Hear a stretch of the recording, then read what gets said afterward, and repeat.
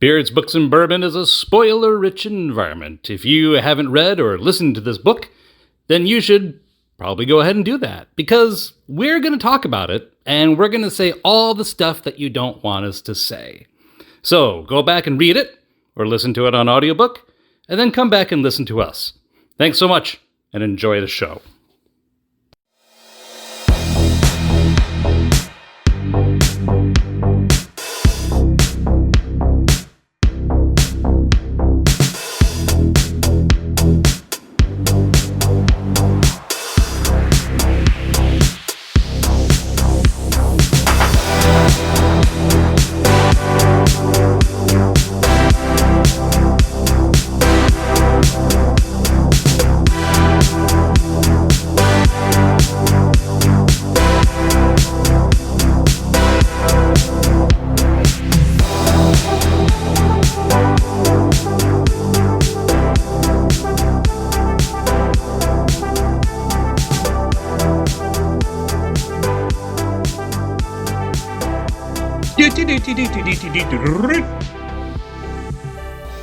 The past and present wilt. I have filled them, emptied them, and proceed to fill my next fold of the future. Listener up there, what have you to confide to me? Look in my face while I snuff the sidle of evening. Talk honestly, no one else hears you, and I stay only a minute longer. Do I contradict myself? Very well, then I contradict myself. I am large. I contain multitudes. I concentrate toward them that are nigh. I wait on the door slab. Who has done his day's work? Who will soonest be through with his supper? Who wishes to talk with me? Will you speak before I am gone? Will you prove already too late? Hey, Mark. Hey, Stephen. Oops. You know, there once was a man from Nantucket. Who lived in a little bourbon bucket. Wow, you're as smooth as Walt Whitman. Oh, yes, I am. Yes, you are. Ladies and gentlemen, that was Walt Whitman's Song of Myself. Which was the inspiration for The Life of Chuck. That's right. Especially the phrase right there in the middle of the poem, I am large, I contain multitudes. Right. Oh, oops. Oops. Here we go. Here we go. So we're going to talk a little bit about the poem itself, which was the inspiration to the story. Yes. And we were going to go and talk about something in our OOPSISODE, 15 minutes or less, something we forgot or did not address in the original episode, which in this case... We're going to talk about what we forgot to talk about. That's right. And we've got a bourbon. So, I mean... We've had 4 bourbons in this recording session. We have a few things, right? So we could talk about the middle school dance. Yeah. We could talk about Chuck's life after Bubby dies. Mm-hmm. We could talk about the scar on his hand. Okay. But I kind of feel like I want to talk about the dance because it's a pivotal moment and it's not a spoilery one. No. But let's talk about the bourbon for a moment. Let's do that.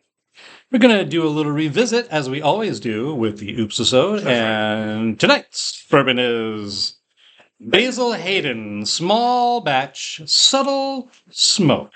Kentucky Straight Bourbon Whiskey, artfully aged by the James B. Beam Distilling Company.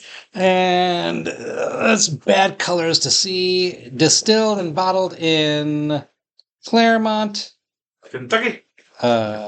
Frankfurt, blah, blah, blah, blah, blah. Yeah. This is... It's hard to see the label, yeah. I think it's 80 proof. 80 proof. 80 proof. Let's see. And it says here, notes: hickory caramel, velvety mouthfeel, finish, soft smokiness, DSP number DSPKY230, finished in hickory smoked new charred oak barrels. This special release has delicate campfire notes that elevate the maple sweetness and the soft char, perfected and second to none. Man, that's hard to read. That is hard to read. It's gray on gold. Yeah. Or gold on gray. It's really hard to read. That's a hard one. Indeed. Yeah, it's 80 proof, but when I look at this label, it looks like it says 180 proof. Right. Which, that's not possible. We would be dead. That's right. We would ignite on the inside. Exactly. Yes. So the dance. Well, the poem as the inspiration, which we alluded to in the original episode. Which we didn't actually talk about that either, where he hears it. He hears it on the last day of school. He does. His English teacher. He does. Correct. Yeah. Mm-hmm. Who the narrator says probably won't be an English teacher for very much longer in the public school system because she has no command of the students at all whatsoever. Right. She means well, and she's very nice. But she ain't cutting it. But she's not cutting it. No. Well, and Stephen King... But she gets Chuck's attention. Stephen King talked about the poem in the introduction. Yes. Right. And stated that whole idea of I am multitudes. Yeah. Is what. And I read Walden, it probably was 7th or 8th grade. Yeah, so did I. And much too young to understand it. I'm sure we read Walden is what we probably read. Yep, absolutely. I don't know if we encountered any of the poems, but this makes me want to actually explore a little bit more. Yeah. Some of those poems. I am multitudes. I mean, how... I don't know what his original feeling was when he wrote that line. Obviously, I wasn't there. Maybe he's got multiple personality disorder. But I contain little MPD. Yeah, but I contain multitudes is just interesting to chew on a little bit. Well, it kind of falls into the apocryphal ideas of the many worlds theory that that the only thing that can create reality is consciousness, right? And so for our reality to exist, it means that something larger than us is dreaming us up, imagining us, making us real. And therefore, by that idea, it means that our imaginations, what we think of inside of our heads, is just as real as anything else. The only problem with that is that for some folks, that way lies madness. Yeah. It's how you spin out and lose track of where you are. But it's an interesting idea. And I think it fits the story well because it allows for us to understand what's happening in each act. Yes. It allows us to understand that the world that is collapsing around him is also an experience that all of us have. Yeah. In some way. But also gives us the different sides of his personality throughout his life. I mean, there are some folks that die very suddenly, and so it's not a slow collapse, but I mean, yeah. But the backwards nature of the story, too. Yes, in reverse. Is compelling of that multitude as well. In reverse, right? Yeah. Because you get to see where that world comes from. That's right. You get to see all of Chuck's experiences. That's right. All the faces that you see in Act 3, you also see in Act 2 and Act 1. Right. These people that he's encountered, these experiences that he's had, these memories that he's created, they go with him forward into the future in his own mind, in the universe that he has created. Mm-hmm. Yeah. And the dance? Deep. Well, I think one of the things that's poignant about the dance is that when Chuck is a kid, when he's 11, 12 years old, he's tiny. He's very small. And all the girls are taller than him. And by like 4 or 5 inches, yeah. Right. But he's the best dancer of the boys. Yep. And there's this girl who is the best dancer of the girls, but she's like a foot taller than him. Yep. And she wants to dance with him at the school dance. She's dating another boy, but he doesn't want to dance. But he doesn't want to dance. And she wants to dance. And she knows that Chuck is the best dancer. And so she goes out of her way to try to make him comfortable so that he will. And he keeps edging away. He keeps stalling. He comes up with excuses why he doesn't. And it's really all based upon fear. Now, is interesting because the movie is different from the book. Is In the it? book, he's just waiting for the right moment. Okay. And when the right moment comes, when the right song is played, he grabs the girl and they go and they dance and they're amazing. Yeah. In the movie, he's scared. He's afraid that he's going to be made fun of because he's so short. Yeah. He's afraid that the boyfriend is going to get angry and beat him. Yeah. He's afraid that something negative will happen, and he doesn't want that. Because dancing is so important to him. At this point, Bubby has died. Yes, and he wants the dance to be. It's his comfort. That's his comfort. That's his connection to his grandmother. And he doesn't want anything to sour that. Mm-hmm.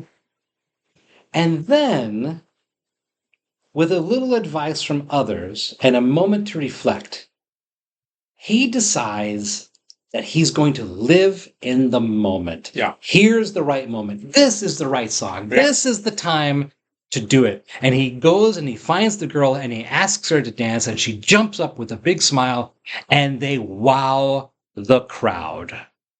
They show them what they can do. And there's that magic moment. Again, but for the first time. Right? It's again in the story, but it's actually the first time that it happens to Chuck. That magic moment where he dances and he lets everything else go and the world is a better place.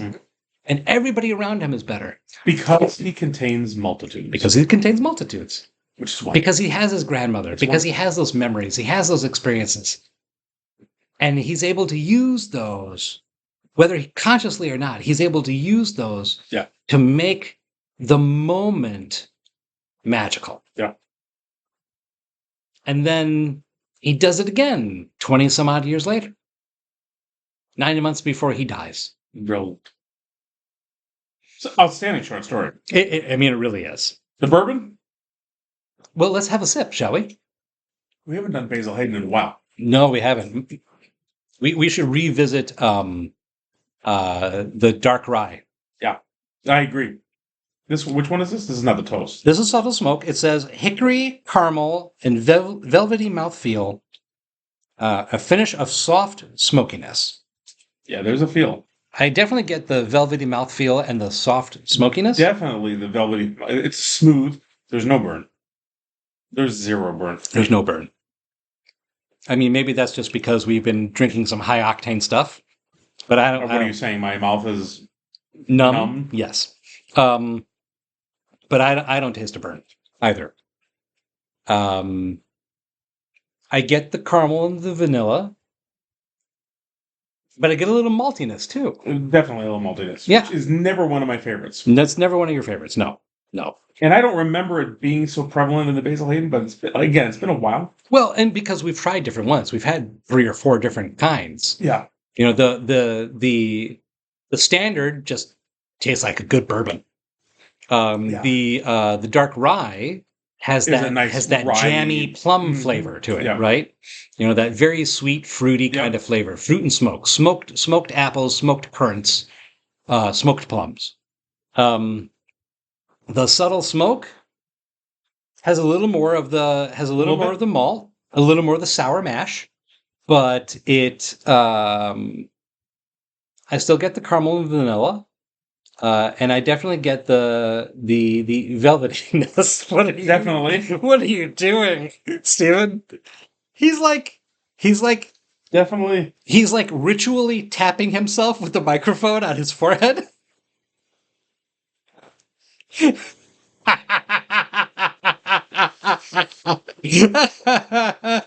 know, when we do these multiple recording sessions, we did 4. When you're listening to this, folks, we did 4 episodes in this recording session. Yes, we did. Which is great. It's fun. Great. Because that pushes us now to the end of October. End of August. End of August. Actually, into September, right? A little bit? Maybe. But end of August. Definitely end of August. For sure.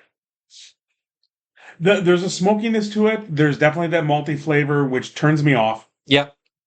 You're not a huge fan. But there is a subtle smoky flavor to it. Yeah. That underlies that maltiness too. Yeah, absolutely. Yeah.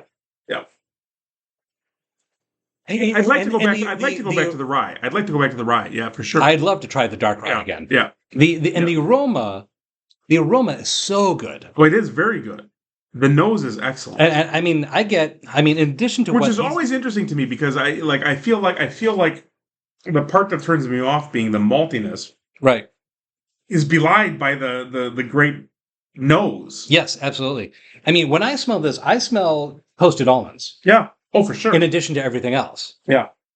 Oh yeah. Yeah. Oh yeah. That subtle smoke, it is smoky, but it's got that kind of nutty kind of flavor, Stephen. Pancakiness. Nutty. That pancakiness. Ooh, well, we're good. Yeah. Ladies and gents and people of all ages and sizes and whatever you have, thank you once again for joining us on Beards, Books, and Bourbon. We appreciate your support. Make sure you check us out on all the platforms where you download your favorite podcasts. We would love to be part of that list. We would. Make sure you give us some stars, some hearts, some comments. Help us climb the list.